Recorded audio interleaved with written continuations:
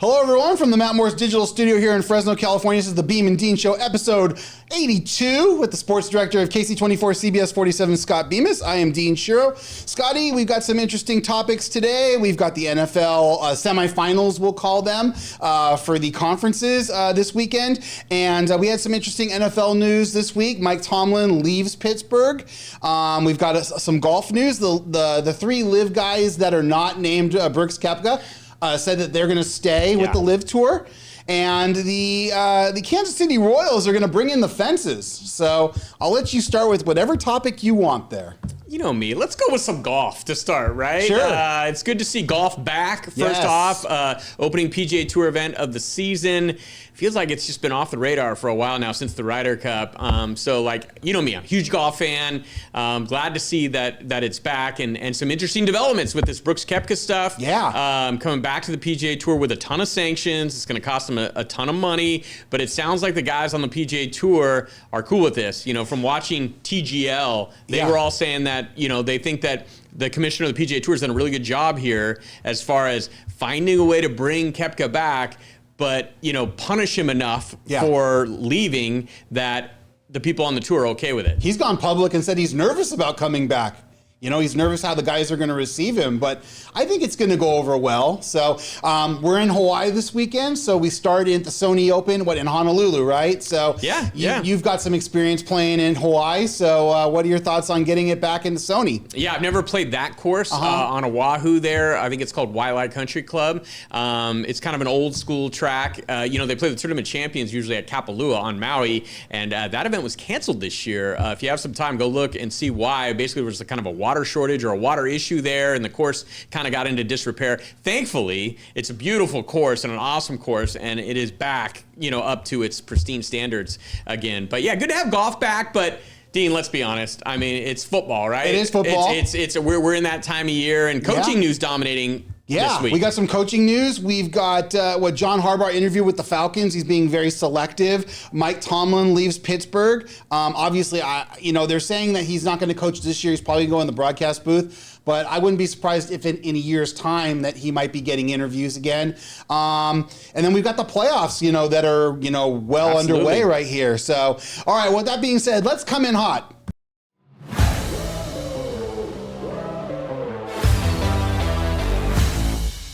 All right, Scotty, well, we're going to go back to college football really quick for my coming in hot. The NCAA coaches agreed this week to let players now play up to 9 games, 9, I didn't say that wrong, without burning their redshirt year.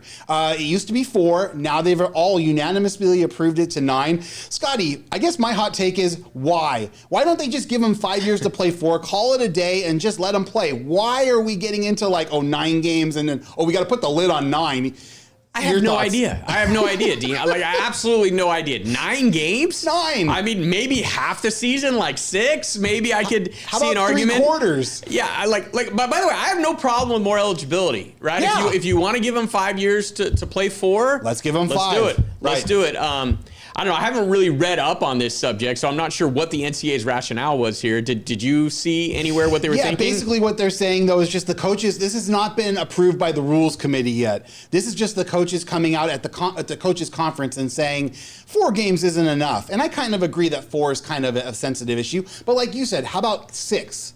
Maybe 7, 9, that's 3/4 of the season for most teams who don't even make a bowl. So why don't we just give these kids 5 years, let them play it out, let them play all 12 games for 5 years and call it a day. That's just my thought. I'm fine with that. Or I think really when it comes to redshirting, it should be more about maybe a percentage of the plays that you play, right? You know, so if you play 1 play in 1 game, I get it.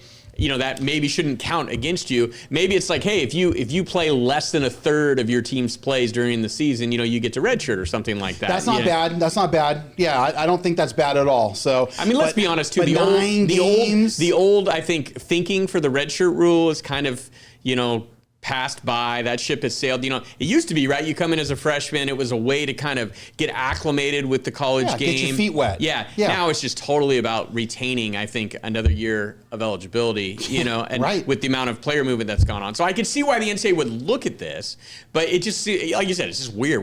Why 9 games? That seems like such a random number. Well, I mean, it's 3/4 of the season. I mean, of course the coaches want these kids to be playing. Of course the coaches want access to have these kids play 3/4 of the season. Yeah. That way, if they get in some injury trouble, it just helps them sustain the roster, maybe get a couple more W's, not get fired. I totally get it. All right, Scotty, let's go to yours now. So we're going right back to golf again and live. So with the Brooks Koepka news, and he's coming out now, going back to the PGA, the big 3 guys left were Jon Rahm, Cameron Smith, and our own Bryson DeChambeau. Yeah. They all came out publicly this week and said, we're going to honor our contracts. We're staying with LIV. We want to promote the sport. What is your thoughts about those 3 guys? Well, first off, the PGA Tour, those were the only 3 other players that were actually going to be entitled to come back to the PGA Tour, because the PGA Tour, put qualifications on it, which I think was a really smart move. So this is a twofold. I'm going to keep this pretty quick because I know we got a lot to talk about here. But with regards to LIV, first off, I want to give the commissioner of the PGA Tour a ton of credit here for getting this done, for getting Brooks Koepka back in the fold, and for at least leaving open the door for Jon Rahm, who am I forgetting? Bryson DeChambeau and Cam Smith. Yeah. Mm-hmm. 3 major champions. Yeah. Guys who, especially Rahm and DeChambeau, who are gonna, move the needle if they come back on the PGA Tour. Absolutely. And so for him leaving open, but not opening it up to everybody on LIV, right? And so, I think that was a really smart move. He put in some kind of a modification that you have to have won a major championship or the Players' Championship since 2022. By the way, interesting side note there. Yeah. That means that Phil Mickelson missed it by 1 year. Got a feeling that was in play for the PGA Tour. Think so? With how vocal you think there was a little... that Phil has been. Okay. Yeah. I just got a feeling about that. But, okay, so give the PGA Tour credit. Right. This is good for golf coming back. Right. The only thing I want to say is there's going to be a lot of piling on LIV here, I think, as if they start to fall apart about, this was ridiculous and what an awful idea and all this stuff, and the guys who went to LIV should be, tarred and feathered forever. Let me just remind you that the PGA Tour, in response to what LIV did, as far as raising the ante and losing players and driving competition, the PGA Tour players should be happy in a way because their purses have gone up because of what happened on the LIV Tour. And it'll be interesting to see what happens here. Can LIV find a way to survive? Okay. I don't know. I don't know I'd if like they to can. see the rules loosen a little bit. I mean, right now they're very tight where you just have to be like a major winner. How about a guy like Tyrrell Hatton, who's got 3 Ryder Cups under his belt, but he hasn't won a major, and he hasn't won. But does Tyrrell Hatton move the needle on the PGA Tour? Here, this is what I'll say: if you're negotiating a TV contract and you're the PGA Tour, is Tyrrell Hatton a selling point? I think he is. I mean, he's not Bryson DeChambeau. But, I mean, if you think about Ryder Cup and where some of the angst is, you don't think like Jon Rahm, Tyrrell Hatton. I know Jon Rahm has won a major, but a guy like Tyrrell Hatton, I think, could move the needle a little bit. Some of the Americans. We're golf fans. Did you watch Bethpage Black? Did you see it? We're golf fans. We know about Tyrrell Hatton. Right. We know that he's kind of combustible and an interesting watch. Right. I'm just saying, if you asked the average sports fan, even golf fans, some golf fans who watch it, a little bit, who Tyrrell Hatton is, they may not know. So I'm just saying, fair enough. This is just a start, Dean. They may figure out a way down the road to kind of allow some of these guys. But for the time being, I get it. You want to get those stars. Absolutely. Bryson DeChambeau is a star. He's an absolute star. Absolutely. Jon Rahm for sure moves the needle. Yeah. Cam Smith, is what it is. He's a major champion. I don't think, I think Rahm and DeChambeau are the 2 big fish there. I'm going to give my guy Joaquin Niemann a little bit of love. I know a certain guy across from me who's placed many LIV bets on Joaquin Niemann. Absolutely. They're great golfers. I'm going to defend him for you, okay? Yeah. I'll just do that, all right? Let's get to our next topic real quick. We're going to baseball really quick. This week, the Kansas City Royals decided to bring their fences in this year for the upcoming 2026-27 season. Or I guess it's really just 26 season. So they're going to bring the fences in, try to create a little advantage here. So your thoughts on that? This was really interesting, Dean, to me, because it just shows, it's funny. It's the only sport, seemingly, right, where you can kind of modify, maybe golf in a way like the Ryder Cup. You can pick the course. Yep. You can set up the rough how you want to, and by the way, major championships. Yeah, it feels like the U.S. kind of failed in that pursuit. That was an oops. At Bethpage Black. But the Royals, right, for the longest time, they were kind of built on small ball, speed and all that stuff. And I didn't realize how poor of a hitting park until I read this article about them moving in the fences that Kauffman Stadium was. Right. But apparently it's not very friendly to power hitters. Right. And so I think the Royals have come around to, hey, we've got Bobby Witt on the roster. We've got Salvador Perez, kind of going for some records, with all-time homers and stuff. And if we want to maybe have a shot at attracting, some more power guys, don't free they have agents. Mike Yastrzemski now? Isn't he a Royal, I believe, now, he right? Is. Yeah. But that let's move the fences in, right? Maybe we get away from the small ball approach for years and years and years. But it's just intriguing to me that they actually did a study, like over 6 to 8 month period, I think last season. Had some really smart dude in the front office break it all down and figure out basically what would be the optimum level to move the fences in. They're still keeping center field where it is, but they're moving everything else in. They're going to move left and right in. Is that kind of the plan? Yeah. The layout? So if I'm Aaron Judge or whatever, and I want to break, that all-time single season home run record, right? Like, I just asked the Yankees, let's move it in even further. Come on now, let's move it in further. Crazy. I mean, there's just crazy stuff going in Kansas City now. You've got the Chiefs who are going to go across state lines, and now we're bringing the fences in for the Royals. What's next, right? What's next? What are the Jayhawks going to do? So anyway, all right, let's get to some of these NFL playoff games. So we're down to the conference semifinals. We're going to start with Saturday's action. We've got in Denver, Colorado. It's going to be Fireball's own Josh Allen and the Buffalo Bills traveling to play the Denver Broncos. The question of the day, Scotty, is will Josh Allen's career be a success without a Super Bowl ring? I pose that to you. Yeah, sometimes I think it's just really unfair, like that we label people a success or failure based on whether they win their final game of the season. Because, some people will say, like, say he loses this week, or he loses the next in the conference championship game, or if he loses in the Super Bowl, there'll be some people who say, oh, he came up short in the big game once again. And my argument always to that was last week against the Jaguars not a big game? Right. Does it not count? That was a huge game. Yeah. That was basically a pick'em game at that point, going on the road in the playoffs, and Josh Allen pretty much single-handedly willed the Bills to victory in that game. And so to me, that's a huge game, and he did come up in the big game. He did. He may go to Denver, and you know what?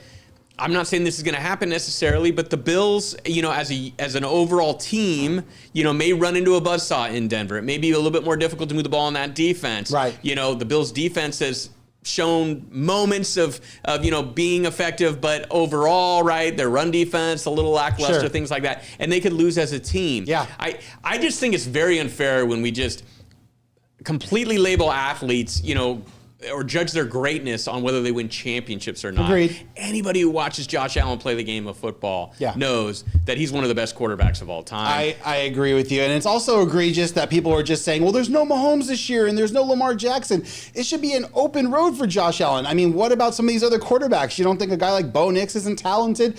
I mean, these are talented guys. They're there for a reason. Drake May, they're talented quarterbacks. It's like, just to say that Patrick Mahomes isn't there is like, oh, he's got an instant road. This is going to be a very difficult road for them. Plus, Gabe Davis got hurt last weekend. He's out for the season, so another weapon that he's lost. So it's going to be a challenging game. What do you see happening in this game, Scotty? Well, also, just to finish that point, it also depends how you lose if you end up losing if you're the Bills, right? If you lose because Josh throws 4 picks, okay, I can see a little bit of an argument. But if you lose in a shootout, like he's lost some of these games in the past, in the playoffs to Hall of Fame level quarterbacks, right? I'm not going to judge him on that.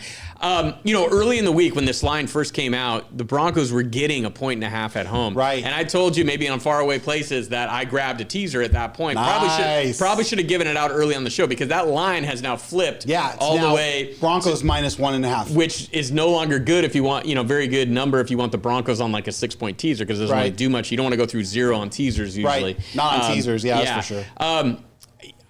I think the Bills have a great chance in this game, but having said all that, I think they're going to run into a little bit more of a legit defense in this game. And I think there's going to be moments of adversity in this game for the Bills. And so that defense is going to have to be able to hold the Broncos down, and the Bills can't turn it over. And that's the one thing that Josh did well, in that Jacksonville game, is he protected the football. And it sounds like that's a big point of emphasis from listening to his press conferences. I heard him, make had a quote in before the Jacksonville game about, the difference between playoff football, regular season football. And he was basically saying, hey, sometimes it's okay on 3rd and 10, to take the check down and to punt the football away, as opposed to taking a chance that may result in a turnover. Sure. And I think once Josh Allen starts realizing that, it makes the Bills even more dangerous.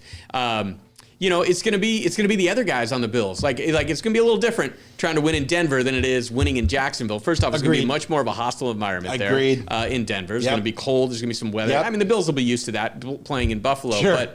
But those 70,000 fans in orange, they're pretty intense. Yeah. I mean, honestly, I would actually lean towards the Broncos in this game. Mm-hmm. I think that obviously the Bills have the edge at quarterback there, but I don't know if the Bills, this version of the Bills, is really like a best team in the NFL type of makeup. Can they score enough points? I'm kind of leaning on the under. You'll see my plays later. But it should be a hell of a game, though. It's going to be a great way to start our Saturday. And then the nightcap on Saturday is a rematch of a game 2 weeks ago.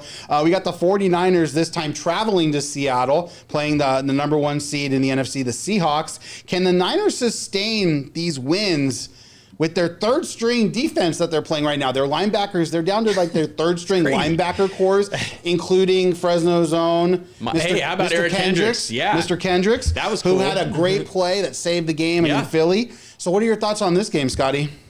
Well, you're going to see it a little later, nice. A little tease for one of my picks. Okay. But I don't know how the Niners are doing it. I've been saying it for a while now with you on this show. Mm-hmm. There's no explanation really for how they're continuing to win games like in Philly and put together winning streaks. I guess that speaks to the coaching staff, to Kyle Shanahan, to having a quality defensive coordinator and Robert Saleh there as well. And Brock Purdy maybe doesn't get enough credit as he deserves. He's obviously got, a great weapon in Christian McCaffrey, who really is more of a weapon through the air now than anything else. We've seen that the last couple of weeks. Sure. But the Niners are very, obviously, creativity with Kyle Shanahan. Always have loved, what they've done offensively, especially when they had all those weapons. But eventually you need weapons, right, Dean? You need weapons. And you lose another one in George Kittle, like last weekend. Yeah, that was horrible. What a shame that is. What a shame.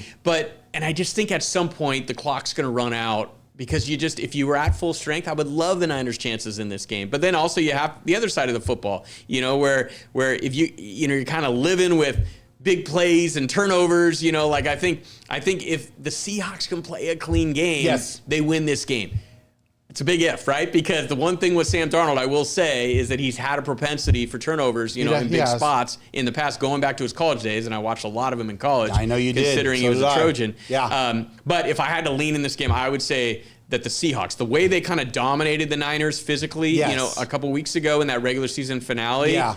I just, when you see a team, I'm going to go with the more physical team. Yeah, I think the Seahawks are the more physical team. That defense is just very, very good. Now they're going to be at home with the 12th man. It's going to be crazy. So I think that's a good play. I do. All right, so now we get to Sunday, the first game on Sunday, Texans at Patriots. Does the first team who gets to 20 points in this game maybe win? I mean, two really good defenses. Does either team get to 20 points in this game? I mean, what the Texans did to the Steelers the other night and, just all the turnovers, not just turnovers, but turnovers for touchdowns, right, Scott?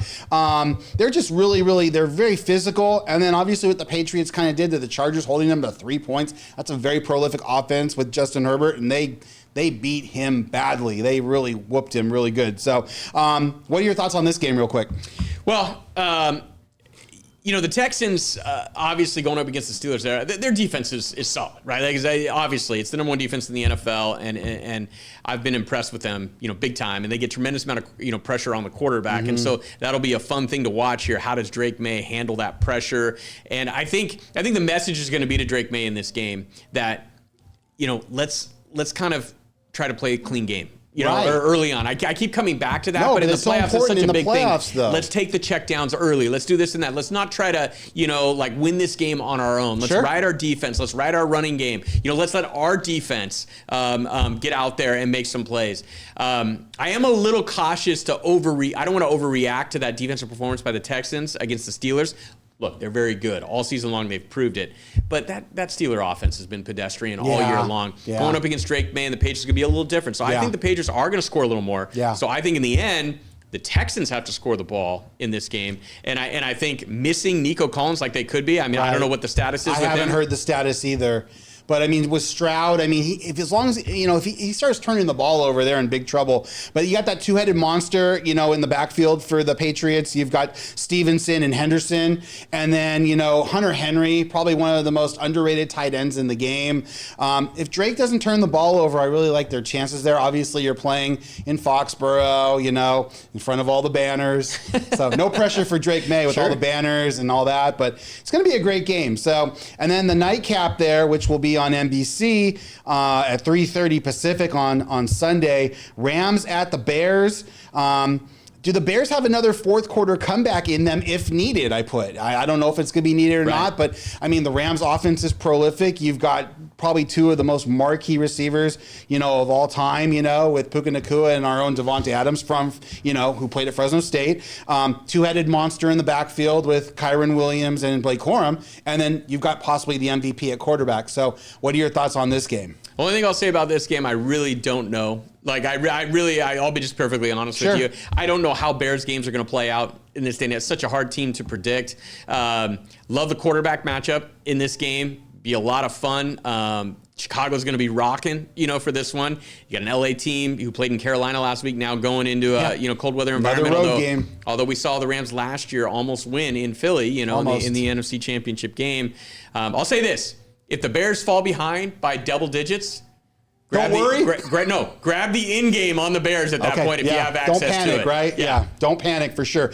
I think it comes down to Stafford. It comes down to Stafford if he doesn't turn the ball over, if he could command the offense and get the ball out to Puka, out to Devontae, to the backs.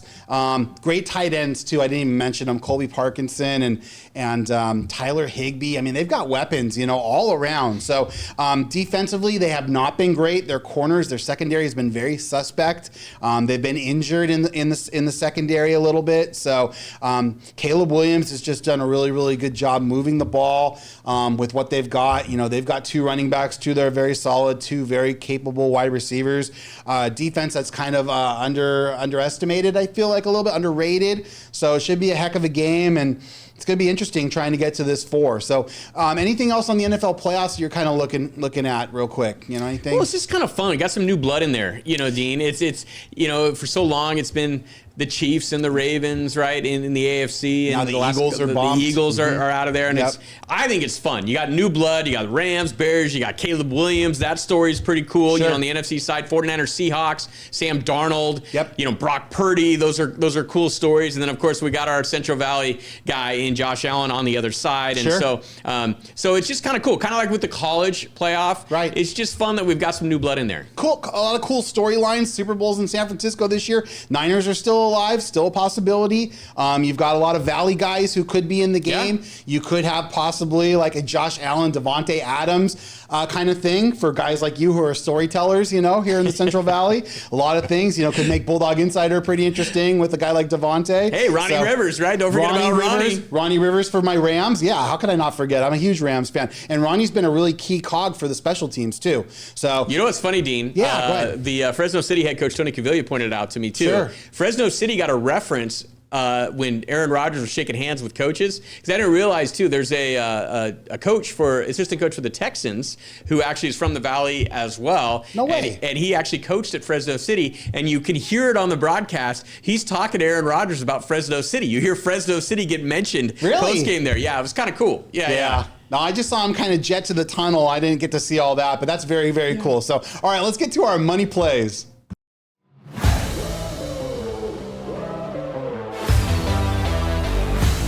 All right, Scotty, well, we're going to start with my 3 for 3, as I mentioned earlier in the show. Let's show this off. You don't see this very often from either one of us. A lot of yellow up there. A perfect score, a 100%. Thank you to Stephen F. Austin and the Sacramento Kings for getting it done. Scotty, We need like a sound effect when you go perfect, right? Something.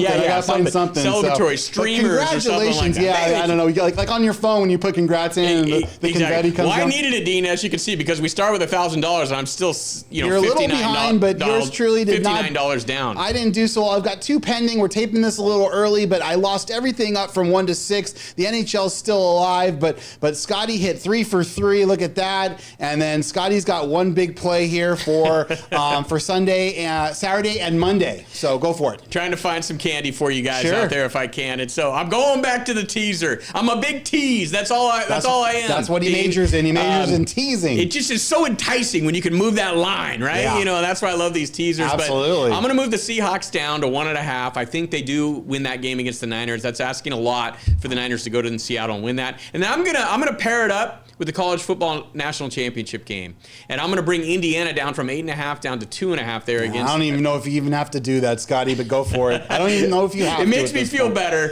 Fair enough. bringing it down to 2.5. Yeah. And so there you go, 94 to win 70, basically there. Yeah, and that game, that Indiana-Miami game, obviously we'll talk about that next Monday. But really quick, a quick look on that. What are your early thoughts on that game? Miami actually playing in their home stadium, like we talked about, and then Indiana, obviously has been a juggernaut through these playoffs. So, what are your early thoughts, really quick, on that? The reason that I like Indiana on the teaser leg here is that obviously the way they've been playing has been just crazy good. But the other factor here, Dean, is that everybody keeps talking about Miami playing on their home field. I don't know if they're going to have much of a home field advantage in this. I think this stadium could end up being pro Indiana in the end. So it's almost like I could see a scenario where Indiana, it feels more like an Indiana home game. And in a teaser scenario, if I only got to basically win the game usually, if you have less than a field goal, I like the Hoosiers there. I think the one way Miami stays in this game and makes it really competitive, maybe even has a chance to win, is jumps out to an early lead. Yeah. And if they can start unleashing that pass rush, and put a little game pressure on Indiana. They haven't had to feel that, in a while. And Carson Beck, I keep coming back to it, he's got to take care of the football. Yeah, exactly. And honestly, like you said, anyone who saw that Peach Bowl, that was 90-10 in terms of percentage of the crowd for Indiana. Those people are going to find ways to get into that arena. They're going to find ways to get tickets, and it's going to be rocking. I'm super excited. So, all right, I'm going to show my plays. So, like I said, kind of around the 1,092 area. Let's do some soccer. Let's get in here in honor of my boy Joey. I got some Serie A, which is the Italian league. Give me or Serie A. Serie A. Yeah, there you go. You Americanized it. I like that. I Americanized it with the A at the end. But yeah, we got Inter Milan. Give me Inter Milan, Napoli, money line, and then Juventus, who's my son's favorite team. My son Joey loves Juventus, so I will say that. So let's do a little money line there. Let's go to the English Premier League. Give me Liverpool, Chelsea, and Tottenham. The Spurs, a little money line there. These games are all pretty much Saturday, Sunday. And then in La Liga, we got to go to the Spanish League. In honor of the Perez Mejias, our friends, we'll go to Real Madrid, Atletico Madrid, and Barcelona. All the win, just straight money line. So then we get to the NFL playoffs. Broncos money line. Here's a little parlay. Give me Broncos money line with Broncos Bills under. I brought correlated the number, action there. I like brought that. The number up, Scotty, to 51.5. It's around 46.5. So I brought it up kind of in a teaser kind of moment. Still got some positive money on it, so we'll see what happens there. Give me $30 on the Seahawks. I brought this down to under a field goal. So 2.5 there, so that, they can win by a field goal and still cover against the Niners. And then also, I couldn't parlay this together, so I separated them. Seahawks 49ers under 46.5. So I have a feeling it's going to be kind of a defensive game. The last time they played, I think it was 16-3. So they might score a few more points than that. We'll see what happens there. And then a $20 NFL parlay, Patriots and Rams money line on Sunday. Again, the two favorites that are playing on Sunday. We'll see what happens there. And then I've got a $25 NFL. Give me the Rams minus 2.5 first half. So again, with the Bears always kind of falling behind. Give me the Rams minus 2.5 that's first a good half. way to attack it. Good way to attack it. So and then you got the Bears plus 3.5 for the game there. I see. Yeah. So again, just kind of this is a little out of Scott Bemis's playbook here, a little first half play, and then a $10 NFL parlay. Again, give me the three favorites, and then the Bears getting 3.5 points. just combining them all together for a 6-1. So that's kind of what we got. Scotty, any last thoughts before we got to go? Well, I think you're playing on it, but I don't know the exact numbers, but I think in recent years in the divisional round, it has been the favorites have kind of dominated usually in the divisional round. Now, this year there's some new characters in there, so maybe that won't play out exactly. Okay. But curious, Dean, why no Australian Open? Why no Sony Open? We have time still. We have time. I'm sure there's some pickleball that you could get in on. Come on now. Scotty and I will be back on Monday. We'll rebut this a little bit more. This has been the Beem and Dean Show.